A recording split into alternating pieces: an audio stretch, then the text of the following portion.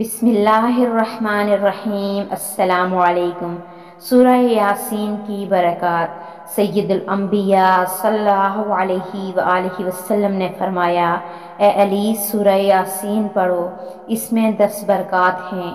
بھوکا پڑھے تو سیر ہو جاتا ہے، پیاسا پڑھے تو سیراب کر دیا جاتا ہے، ننگا یعنی کہ لباس سے محروم پڑھے تو اسے لباس پہنا دیا جاتا ہے، کنوارا پڑھے تو شادی ہو جائے گی، خوفزدہ پڑھے تو امن پائے، قیدی پڑھے تو رہائی پائے، مسافر پڑھے تو سفر میں اس کی مدد کی جائے، جس کا سامان گم ہو وہ پڑھے تو اپنا سامان پائے، مریض پڑھے تو شفا یاب ہو، میت کے پاس پڑھی جائے تو اس سے عذاب میں تخفیف کی جائے۔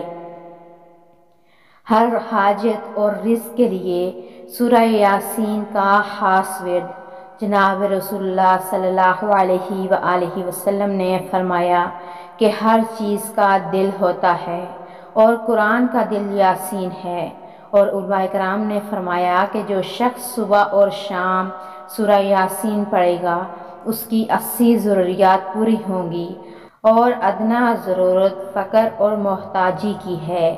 قضاء حاجات کے لیے نماز جمعہ کے بعد قبلہ رو ہو کر سورہ یاسین 3 بار اس طریقے سے پڑھیں کہ پہلے مبین پر پہنچے تو سورہ اخلاص 3 بار پڑھیں، دوسرے مبین پر پہنچے تو سورہ کوثر کو 3 بار پڑھیں، تیسرے مبین پر پہنچیں تو سورۃ الانشراح 3 بار پڑھیں، چوتھے مبین پر پہنچیں تو سورۃ الفاتحہ 3 بار پڑھیں، 5ویں مبین پر پہنچیں تو آیت الکرسی 3 بار پڑھیں، 6ٹھے مبین پر پہنچیں تو یہ دعا 3 بار پڑھیں، اللہ لطیف بعبادہ یرزق من یشاء بغیر حساب، اور 7ویں مبین پر پہنچیں تو 3 بار درود شریف پڑھیں اور یہ دعا 7 بار پڑھیں، اللہم وسع رزقی وسعۃ لا احتاج الی احد من خلقک۔